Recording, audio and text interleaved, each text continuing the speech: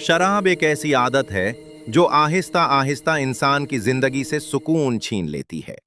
ये वक्ती खुशी का धोखा देती है, मगर अंजाम में सिर्फ पछतावा छोड़ जाती है। शराब इंसान के दिमाग को कमजोर कर देती है, सोचने समझने की सलाहियत मुतासिर हो जाती है और इंसान सही और गलत में फर्क खो बैठता है।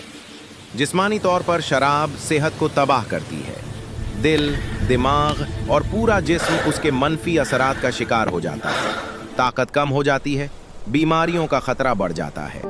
शराब सिर्फ एक फर्द को नुकसान नहीं पहुंचाती, बल्कि पूरे खानदान को मुतासिर करती है। घर का सुकून खत्म हो जाता है, माँ बाप परेशान और बच्चे खामोश हो जाते हैं। इस्लाम ने शराब को हराम करार दिया क्योंकि ये अक्ल, किरदार और इज्जत को बर्बाद कर देती है। अल्लाह ताला इंसान को पाकीज़ा और बावकार जिंदगी देना चाहता है। जो इंसान शराब से रुक जाता है वो अपनी जिंदगी को नई शुरुआत देता है। अल्लाह की तरफ लौटना कामयाबी का रास्ता है। पाक जिंदगी में ही असल सुकून है और अल्लाह के हुक्म पर चलने में ही निजात है।